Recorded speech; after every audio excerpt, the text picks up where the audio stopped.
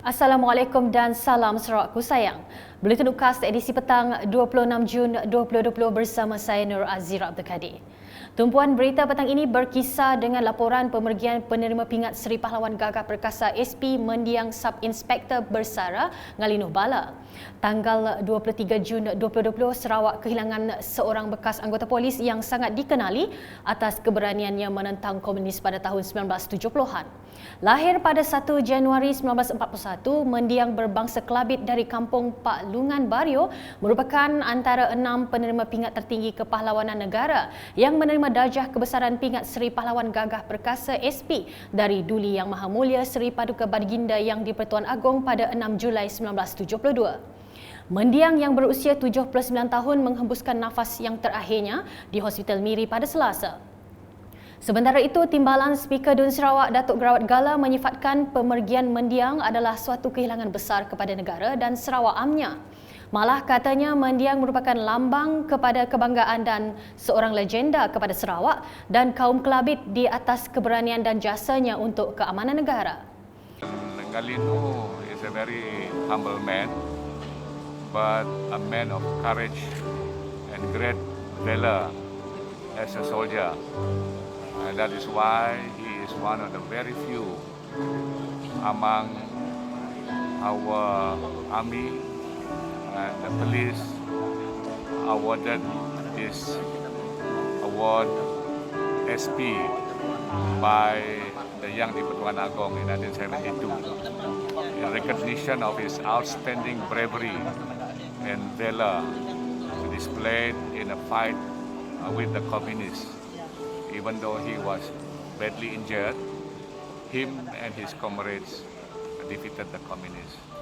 To us, the small Kelabit community, he is our hero and our legend. Bercakap kepada UKAS semasa mewakili Ketua Menteri Sarawak Datuk Patinggi Dr. Abang Haji Abdul Rahman Zohri Tun Datuk Abang Haji Openg semasa memberi penghormatan terakhir kepada mendiang di Miri pada Jumaat, beliau berkata pencapaian mendiang yang luar biasa dalam perkhidmatannya telah memberi inspirasi dan amat dihargai semua. Sementara itu, Pengerusi Persatuan Veteran Tentera Cawangan Miri, Nelus Nyelang, menyifatkan mendiang adalah salah seorang pahlawan negara yang sanggup berkorban dan menggadai nyawa ketika berlakunya serang hendap komunis terhadap mendiang dan pasukannya pada tahun 1970-an. Then there was a firefight in the 70s while he was scouting the explosive for the quarry company. Dia orang kena ambush. So instead of assaulting, he was shooting. Orang keluar tembak. So komunis lari. So he was killing quite a lot of people. And there is one guy that comes with him, Corporal Idin Bijam, understand? And that was in the 70s. Saya belum masuk army lagi. I was not in army by then. I was still a student. So he got the award for the topmost, that is Seri Pahlawan Gagah Perkasa. One of the highest. There are only 3 people that I know in Sarawak who got it. One was Pagawan Wara Dua Lenggu Anak Cina. He died in 1970s. There was Kamish and Ulu Terajang. Then the one was my former instructor, that is Warrant Officer 1, Regimental Sergeant Major Kanana Langkau. And this is the third man. Sementara itu, mendiang Sub-Inspektor Bersara Ngalinuh Bala selamat disemadikan di Tanah Perkuburan Sidang Injil Borneo SIB, Kampung Lusut Miri petang tadi. Majlis penghormatan terakhir dan istiadat pengebumian negeri dilakukan di Gereja Borneo Evangelical Mission BEM Bukit Kanada. Selain ahli keluarga dan sahabat handai, turut memberi penghormatan terakhir ialah Datuk Gerawat Gala yang mewakili Ketua Menteri, Pesuruhjaya Polis Sarawak Datuk Aidi Ismail, Penasihat Sains Penyelidikan Sarawak Datuk Patinggi Tan Sri Alfred Jambu Numpang, Adun Telang Usan Dennis Ngau, Pemangku Residen Bahagian Miri Abdul Aziz Muhammad Yusof dan Datuk Bandar Miri Adam Yi Siu Sang. Simbolik penghormatan terakhir mendiang adalah tiupan last post diikuti penyerahan jalur gemilang kepada balu mendiang Sinah Ngalinuh Bala oleh Datuk Aidil Ismail. Mendiang Ngalinuh merupakan penerima pingat Seri Pahlawan Gagah Perkasa SP. Darjah tertinggi Kerajaan Malaysia ini dianugerahkan kepada mendiang sebagai penghormatan dan pengiktirafan atas keberanian beliau menumpaskan pengganas komunis dalam satu insiden serang hendap oleh pihak musuh di Jalan Ulu Oya, Sibu Sarawak pada 29 April 1972. Insiden bersejarah yang menjulang nama beliau sebagai wiranegara tersebut berlaku semasa mendiang bertugas di Batalion 18 Pasukan Polis Hutan PPH yang ketika itu bertempat di Miri, Sarawak. Mendiang meninggalkan seorang balu, Sinah Ngalino bala bersama 5 orang anak, 9 cucu dan seorang cicit.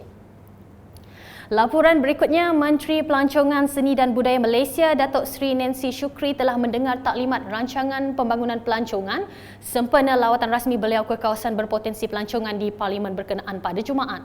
Beliau yang juga ahli Parlimen Batang Sadong kemudian bersama rombongan melakukan lawatan ke tapak Gunung Ngeli di Simunjan. Sebelum itu, taklimat tersebut telah disampaikan oleh Setiausaha Majlis Daerah Simunjan Geoffrey Ramji bagi cadangan menaik taraf Taman Rekreasi Gunung Ngeli. Gunung Ngeli atau lebih dikenali sebagai Peninjau oleh warga tempatan merupakan lokasi pelancongan yang memiliki ketinggian kira-kira 340 meter dari paras laut dan terletak kira-kira 7 km dari Pekan Simunjan dan 23 km dari Jambatan Batang Sadong. Beliau bersama rombongan kemudian meneruskan perjalanan ke tapak cadangan Dewan Warisan Kebudayaan Batang Sadong. Seterusnya, Menteri Pengangkutan Sarawak Datuk Lee Kim Shin mengumumkan pelantikan Ahli Dewan Undangan Negeri Adun Lambir Ripin Lamat sebagai pengerusi Lembaga Pelesenan Kenderaan Perdagangan LPKP Sarawak yang baru. Bercakap dalam sidang media selepas mesyuarat di pejabat beliau pagi tadi, Datuk Lee merakamkan ucapan tahniah dan syabas atas pelantikan itu dan mengambil peluang untuk berbincang beberapa isu berhubung kenderaan perdagangan di negeri ini. Ya, satunya ialah berhubung dengan ketua pejabat di Miri LPKP yang telah lama kosong sejak Oktober tahun 2019. Jadi sebab tempat itu masih kosong, maka pegawai kanan daripada Kuching, ibu pejabat termasuk pengarah sendiri mengambil giliran pergi ke Miri lah untuk uruskan segala permohonan pembaharuan dan sebagainya lah. Kerana tak ada pegawai kanan. Sebenarnya perkara ini telah disampaikan kepada Kementerian Pengangkutan di Kuala Lumpur. Pagi ini kita akan hantar lagi lah peringatan berhubungan dengan perkara ini. Selain itu, beliau turut meminta pihak Kementerian Pengangkutan Malaysia untuk mempercepatkan proses pelantikan ahli-ahli lembaga supaya mesyuarat boleh diadakan segera memandangkan terdapat banyak isu yang ingin diketengahkan. Saya juga ingin mintalah Kementerian Pengangkutan Malaysia, ya, Kuala Lumpur, untuk mempercepatkan pelantikan ahli-ahli lembaga, kerana ahli-ahli baru lembaga pelantikannya masih lagi belum LPKP surat terima lah. Jadi sebab itu mesyuarat LPKP tidak dapat dijalankan kerananya quorum pun tak cukup. Berikut pula mengenai anugerah perkhidmatan cemerlang APC 2019 Jabatan Bomba dan Penyelamat Malaysia JBPM Negeri Sarawak.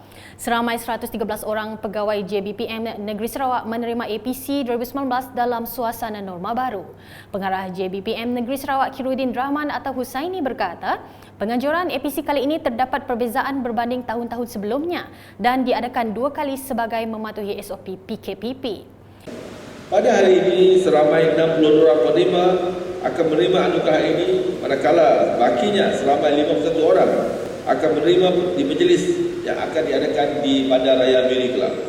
Semasa bercakap dalam majlis tersebut pada Jumaat, Khairuddin juga memberitahu penganugerahan APC merupakan salah satu motivasi dan tanda pengiktirafan serta apresiasi jabatan di atas kesungguhan dan dedikasi pegawai JBPM dalam melaksanakan tugas.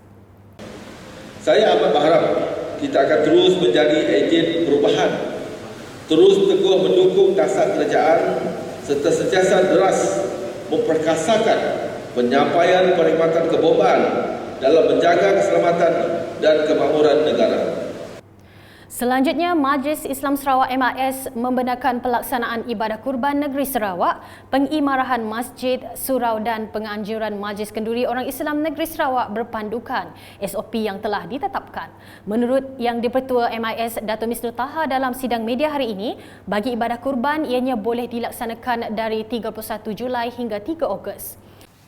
Jadi kita tetapkan bahawa mana-mana masjid dan surau yang berhasrat untuk melaksanakan ibadah korban, sudah pastinya ada jawatankuasa pengelola dan mesti memaklumkan kepada Jabatan Agama Islam Sarawak dengan borang khas yang telah disediakan oleh pihak Jabatan Agama. Dan masjid dan surau yang bercadang melaksanakan penyembelihan di kawasan masjid dan surau mestilah mendapat permit penyembelihan daripada pejabat veterinar negeri ataupun daripada mana-mana pejabat veterinar daerah. Katanya bermula hari ini juga, bilangan jemaah yang ingin menunaikan solat Jumaat juga bertambah kepada 1/3 daripada jumlah keluasan masjid atau surau. Kita telah tetapkan bahawa orang jemaah boleh semayang di kawasan masjid itu dengan bilangannya ialah seramai 1/3 daripada keluasan masjid. 1/3 daripada keluasan masjid. Ini maksudnya ialah bergantung pada ruang masjid berkenaan. Dan keduanya ialah semuanya ini kita tetapkan, kita berikan kepada Jawatankuasa Pengurusan Masjid dan Surau. Mereka menentukan berapa jumlah yang mereka mampu untuk laksanakan.